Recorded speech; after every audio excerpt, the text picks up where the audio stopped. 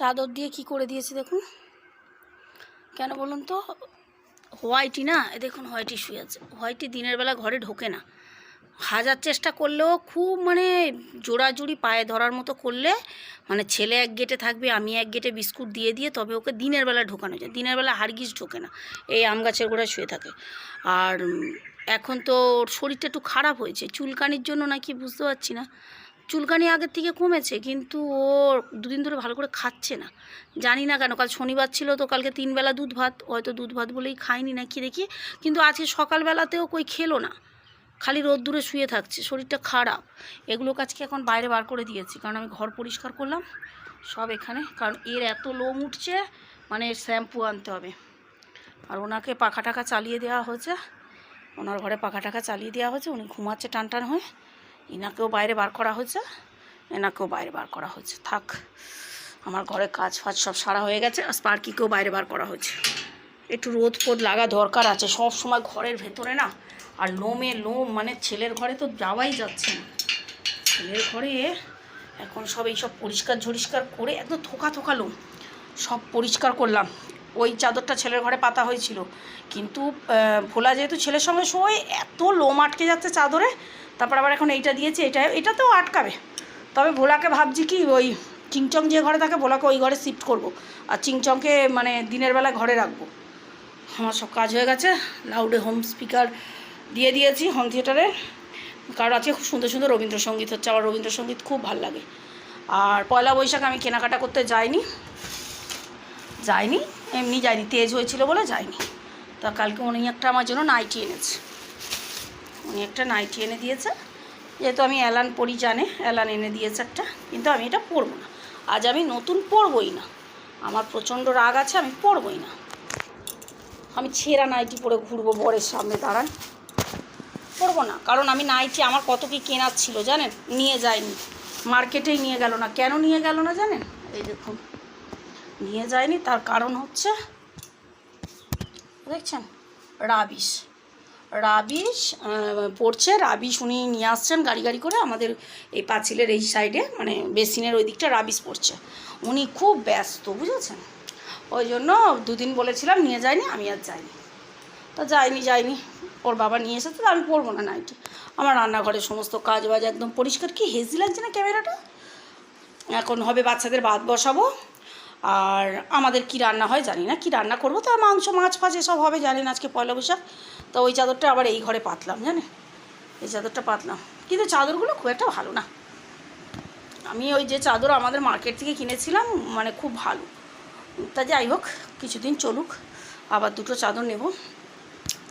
তো আমার কাজটা সব মানে ঘরদোর সব পরিষ্কার টরিষ্কার হয়ে গেছে, সেটা আপনারা দেখতে পাচ্ছেন, দেখাবার কিছু নেই। সমস্ত একদম কি করেছি, ফিনাইল দিয়ে, 2 রকম ফিনাইল দিয়ে মুছেছি, কারণ এত লোম। আর আমার শিবা বাবা, ওই যে দুটো পা দেখতে পাচ্ছেন, শিবা বাবা শুয়ে আছে। কারণ কেন শুয়ে আছে এখানটায় জানেন? কারণ ও যতবার এই জায়গাটায় শুচ্ছে ততবার তো আমি 14 বার করে মুছছি, কারণ 1 বার 2 বার মুছলে আমাদের ঘর হয় না। ঝাড় দিয়ে না হলেও মনে হয় নেতা, মানে 3 বার করে ওই বোলাতে হয়, এত মানে লোম থাকে, ওই জন্য হলো। তা যাই হোক, দেখলেন ছেলে নেই, ছেলে বন্ধু বান্ধবের সঙ্গে বেরিয়েছে, আর ওকে আজকে পাওয়া মুশকিল। ছেলেরও গেঞ্জি এনেছে, ওই যে ছেলের গেঞ্জি, এই যে ছেলের একটা নিয়ে এসেছে গেঞ্জি, ছেলের একটা গেঞ্জি নিয়ে এসেছে। ছেলে তো নতুন শার্ট পরেছে, ছেলের নতুন শার্ট পরেছে বলে গেঞ্জি ফেঞ্জি পরেনি, কারণ এই কালারের গেঞ্জি আছে ছেলে বলে মামি, আর তোর বন্ধুদের সঙ্গে যাচ্ছে, একটু শার্ট ফার্ট জিন্স ফিন্স পরে বেরিয়েছে। তা চলুন, পরে আবার কথা হবে। আমি তো বিকেলের দিকে একটু বাপের বাড়ি যাব। হ্যাঁ, বলা শো এখানে।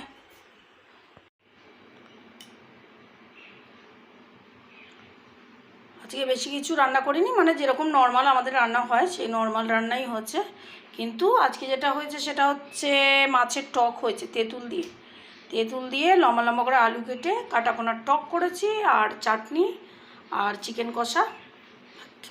এই হয়েছে আজকে নববর্ষের আমাদের মেনু।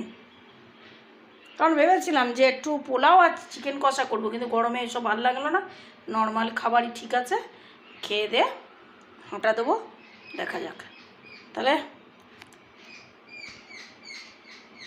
আর কি, কিছু না, কি বলবো, ভুলে গেছি কি বলবো। ভেবেছিলাম অনেক কিছু ভেবেছিলাম, সব ভুলে গেছি।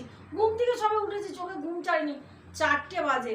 তা যাই হোক, দিদি ফোন করলে বলে ঘুমটা ভাঙলো। আমি বলেছিলাম মেজদিকে 3টের সময় আসবি, কারণ আমি তাড়াতাড়ি চলে আসবো, কিন্তু আমি তো নিজেই ঘুমিয়ে পড়েছিলাম। যাই হোক, শুভ পয়লা বৈশাখ সবাইকে। 1431 সালের শুভ নববর্ষ আমি আমার তরফ থেকে সবাইকে উইশ করলাম, ঠিক আছে? কি আছে নাকি ওরা কিছু বলতে যাচ্ছি? আই চিন চল, না না, আয় বাবা, আয় আজ যাও, শুয়ে পড়ো, যাও যাও, আমার ঘরে শুয়ে পড়ো।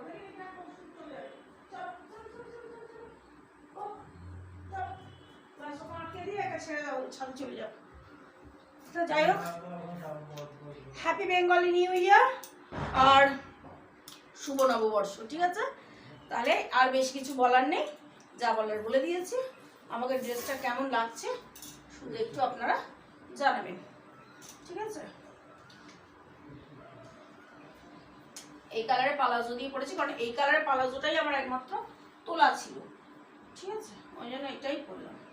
এটার সঙ্গে এটা ভালো লাগছে, কম্বিনেশনটা ঠিকই আছে। তবে কিছুই সেরকম একটা কিছু করিনি, জাস্ট কানেরটা পরেছি, একটু হালকা লিপস্টিক দিয়েছি, কারণ এই তো এখান থেকে এইটুকুনি যাবো। চুলটাকে বাঁধবো, চুলটাকে বেঁধে নেবো, কারণ সাংঘাতিক গরম, ভালো লাগছে না। শ্যাম্পু ট্যাম্পু করা নেই চুলে। তাহলে সবাই খুব আনন্দে কাটান, ভালোভাবে কাটান এবং ভালো থাকুন, সুস্থ থাকুন, এইটুকুনি নববর্ষে সবার কাছে আমার প্রার্থনা।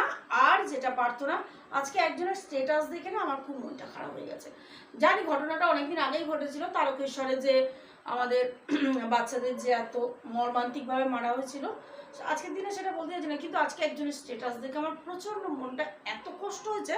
মানে সে স্ট্যাটাসে তার বক্তব্যটা, মানে তার মনের কষ্টটা প্রকাশ করেছে, সেই কষ্টটা দেখে আমারও প্রচণ্ড কষ্ট হয়েছে। তা সেটাই বলি, সেই সব বাচ্চাদের আত্মার শান্তি কামনা করি।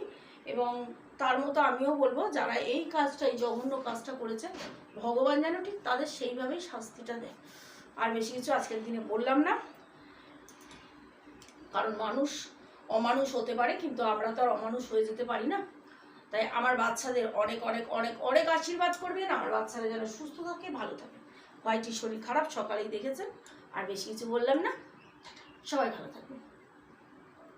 একটু বলেছি আমাকে একটুখানি বাপের বাড়ি করেন, আমি তখন সাংঘাতিক রোদ, আমি পাচ্ছি না। এমনি আজকে আমার কি জানি কেন একটুখানি শরীরটা খারাপ, মানে একটু পেন হচ্ছিল চেস্টে। হ্যাঁ, তোমার ঘর মোছা আর চেস্টে পেন হবে না?